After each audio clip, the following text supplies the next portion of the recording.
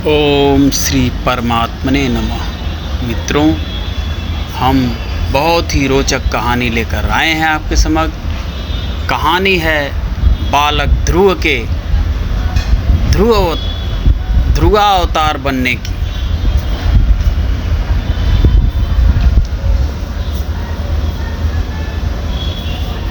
तो मित्रों, बहुत ही ज्ञानवर्धक कहानी है, इसे पूरा वीडियो अवश्य देखिएगा।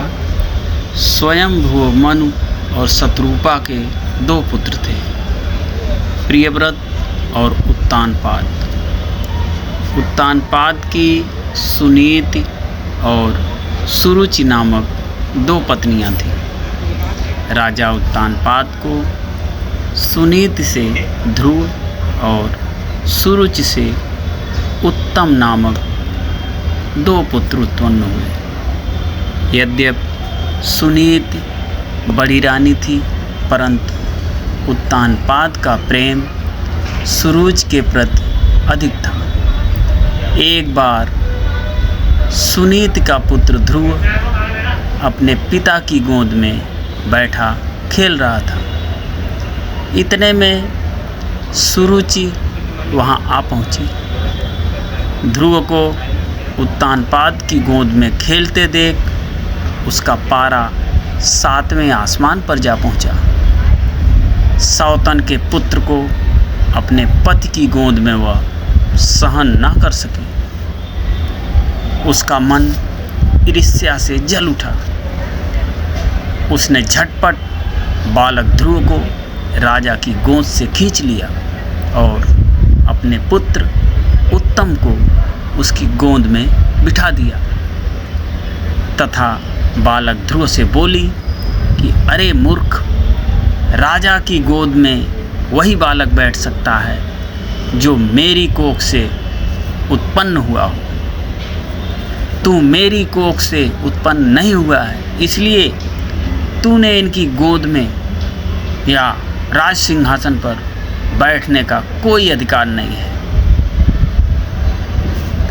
5 वर्ष के ध्रुव को अपनी सौतेली माँ के व्यवहार पर बहुत क्रोध आया। वह भागते हुए अपनी माँ सुनीति के पास आया और उसने सारी बात अपनी माँ को बताई। सुनीति बोली, बेटा, तेरी सौतेली माता सुरुचि से अधिक प्रेम के कारण तुम्हारे पिता हम लोगों से दूर हो गए हैं। तुम भगवान को अपना सहारा बनाओ। माता के वचन सुनकर ध्रुव को कुछ ज्ञान उत्पन्न हुआ और वह भगवान की भक्ति करने के लिए पिता के घर को छोड़कर चल पड़ा। मार्ग में उनकी भेंट देवर्षि नारद से हुई।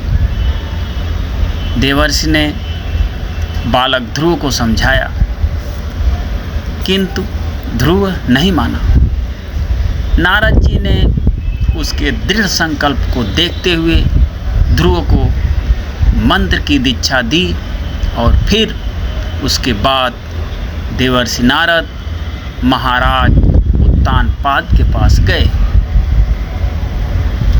राजा उत्तानपाद को ध्रुव के चले जाने से बड़ा पछतावा हो रहा था। देवर्षि नारद को वहां आया देखकर उन्होंने उनका आदर सत्कार किया।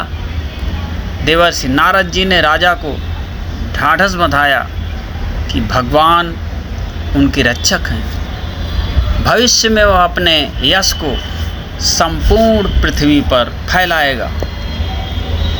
उनके प्रभाव से आपकी कीर्ति इस संसार में फैलेगी। नारद जी के इन शब्दों से राजा उत्तानपाद को कुछ तसल्ली हुई। उधर बालक ध्रुव यमुना के तट पर जा पहुंचा तथा महर्षि नारद से मिले मंत्र से भगवान नारायण की तपस्या आरंभ कर दी।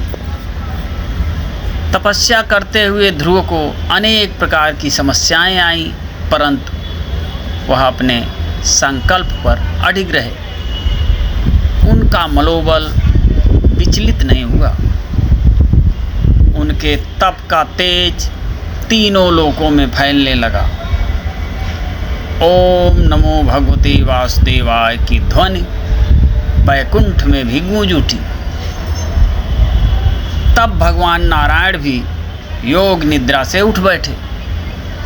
ध्रुव को इस अवस्था में तप करते देख नारायण भगवान प्रसन्न हो गए तथा उसे दर्शन देने के लिए प्रकट हुए। नारायण हरि बोले कि हे राजकुमार, तुम्हारी समस्त इच्छाएं पूर्ण होगी। तुम्हारी भक्ति से प्रसन्न होकर मैं तुम्हें वह लोक प्रदान कर रहा हूँ जिसके चारों ओर ज्योतिष चक्र घूमता है तथा जिसके आधार पर सब ग्रह नक्षत्र घूमते हैं। प्रलय काल में भी जिसका कभी नाश नहीं होता। सप्तऋषि भी नक्षत्रों के साथ जिसकी प्रदक्षिणा करते हैं। तुम्हारे नाम पर वह लोक ध्रुवलोक कहलाएगा। इस लोक में 36 सहस्र वर्ष तक तुम पृथ्वी पर शासन करोगे। समस्त प्रकार के सर्वोत्तम ऐश्वर्य भोग कर अंत समय में तुम मेरे लोक को प्राप्त करोगे। बालक ध्रुव को ऐसा वरदान देकर नारायण भगवान अपने लोक लौट गए। नारायण के वरदान स्वरूप ध्रुव समय पाकर ध्रुव तारा बन गए। मित्रों, ये थी ध्रुव की कहानी। आपको कैसी लगी कमेंट बॉक्स में अवश्य बताएं और प्रेम से बोलें नारायण नारायण नारायण।